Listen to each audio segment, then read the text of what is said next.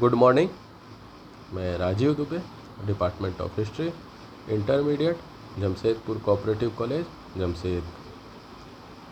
इसके पहले हम लोगों ने बौद्ध धर्म के संदर्भ में 10 सील और आचरण के बारे में देखा, उससे संबंधित चीज़ों के बारे में देखा कि क्या क्या व्यवहार करना चाहिए मनुष्य को। जो गौतम बुद्ध ने जो सिद्धांत दिए हैं, जाति प्रथा क्या थी, निर्वाण क्या था, कर्मवाद क्या था, पुनर्जन्म के बारे में क्या उनके विचार थे, इन सब चीज़ों के बारे में हम लोगों ने देखा। आज हम लोग देखते हैं बौद्ध संघ।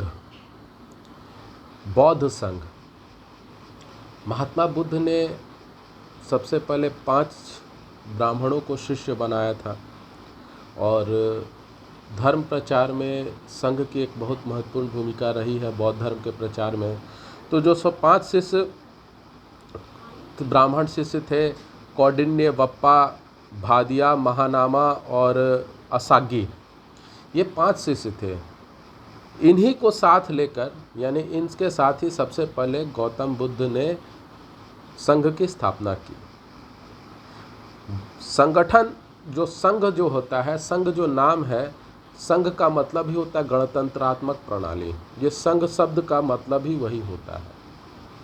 तो जैसा नाम से स्पष्ट है, तो वैसा ही बौद्ध संघ में भी गणतंत्रात्मक प्रणाली थी।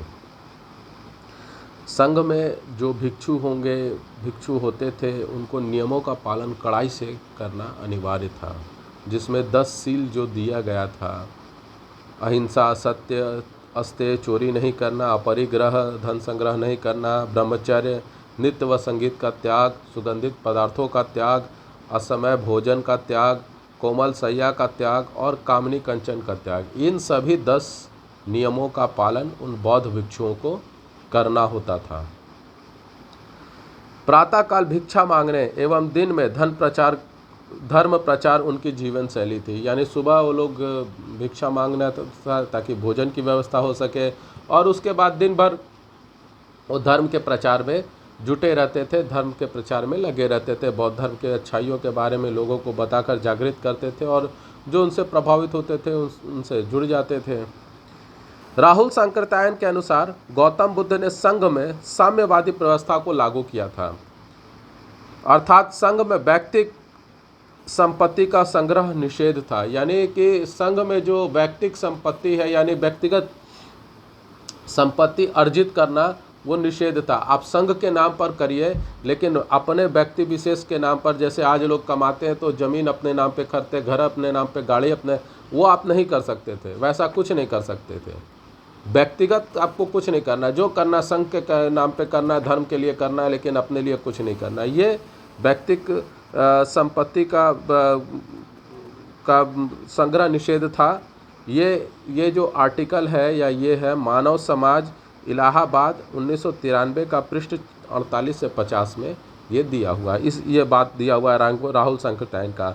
बिना पिटक में लिखा गया है कि जो कोई भिक्षु जानते हुए संघ के लाभ को व्यक्ति के लाभ के रूप में परिणत कराए, उसे प्रायश्चित लगेगा। यानी ये नियम को जानते हुए भी जहां संघ को लाभ होना चाहिए, उसके जगह वो अपना व्यक्तिगत लाभ करा दे, तो उसको प्रायश्चित करना होगा, उसको सजा भुगतनी होगी और उसको उसका प्रायश्चित भी करना होगा। ये बिना पिटक का पृष्ठ संख्या 30 में दिया हुआ है। संघ के नियमानुसार अपराधी भिक्षुओं को दंड देने का भी प्रावधान था। जो अपराधी है, इस तरह का कार्य किया हो, तो उसको दंड देने का अधिकार भी था। गृहस्थ जीवन में रहकर बौद्ध धर्म को मानने वाले को उपासक एवं महिला को उपासिका कहा जाता था। यानी संघ में जो थे, यानी जो गृहस्थ जीवन में नहीं थे, वो लोग भिक्षु कहलाएंगे, और जो गृहस्थ जीवन में थे, यानी सांसारिक जीवन में परिवार के साथ रह रहे, तो वो उपासक एवं उपासिका कहलाते थे। शुरुआत में जब बौद्ध धर्म की स्थापना हुई, तो सभी वर्गों के लिए द्वार खुले हुए थे, सभी लोग उसमें जुड़ रहे थे, बौद्ध धर्म को अपना रहे थे। लेकिन कालांतर में गौतम बुद्ध को नवीन सामाजिक, आर्थिक एवं राजनीतिक परिस्थितियों से सामंजस्य बिठाने के लिए समझौतावादी नीति अपनानी पड़ी।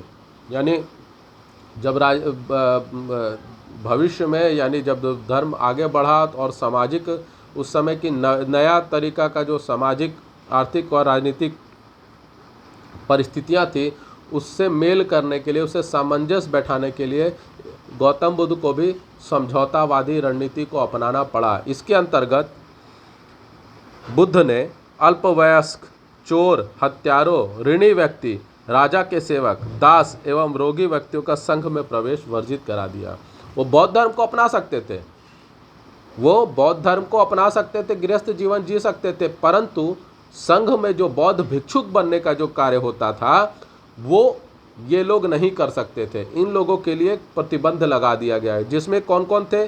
चोर, हत्यारे, ऋणी व्यक्ति, अल्पवयस्क यानी जो वयस्क नहीं है। अब जैसे भारत में वयस्कता की सीमा 18 साल से कम है, 18 साल से ऊपर के लोग वयस्क माने जाते हैं, तो 18 साल से उस समय जो भी वयस्कता की जो सीमा हो, उम्र सीमा हो, उससे कम के लोग अल्पवयस्क कहलाएंगे। तो अल्पवयस्क जो भी था उसको भी बौद्ध संघ में जगह नहीं मिलती, राजा के सेवक को जगह नहीं मिलती, दास एवं रोगी व्यक्ति को भी संघ में जगह नहीं मिल सकती थी। अपने शिष्य आनंद के बहुत आग्रह करने पर बुद्ध ने स्त्रियों को संघ में प्रवेश देने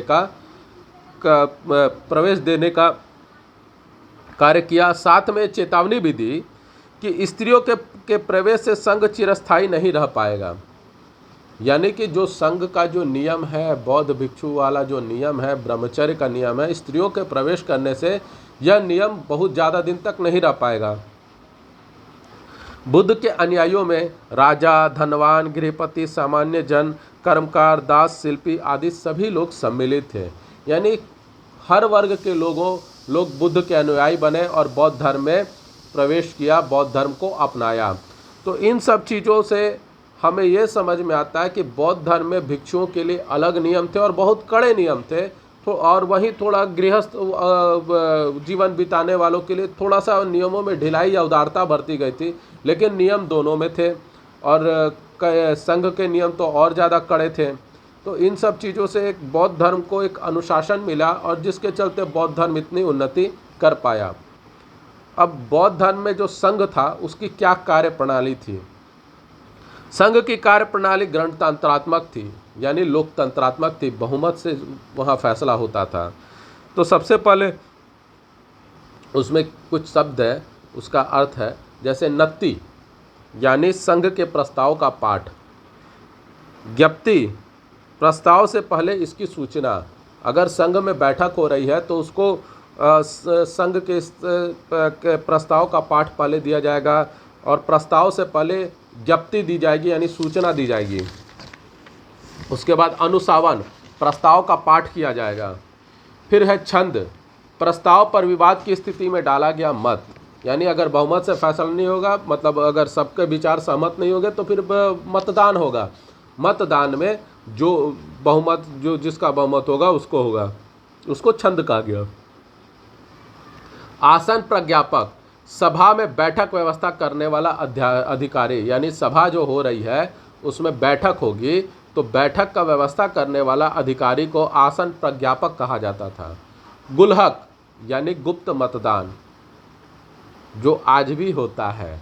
आज हम लोग जो वोटिंग चुनाव में मतदान करते हैं ये गुप्त ही मतदान होता है, क्योंकि आपने जो वोट किया वो किसी दूसरे आपके परिवार के लोगों को नहीं पता चलता कि आपने किसको दिया।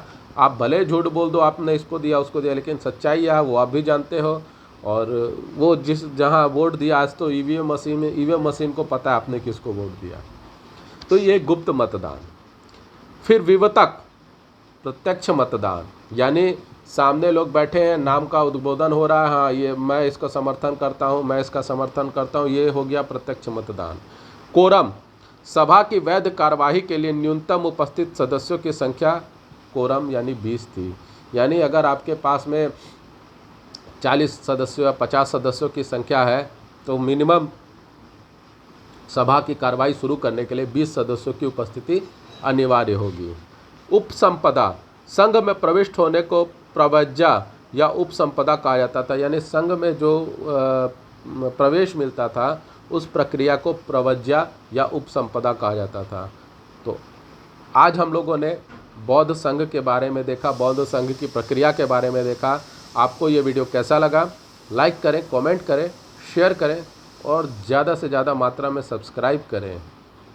सब्सक्राइब करिए और एंजॉय करिएगा इस क्लास को। धन्यवाद।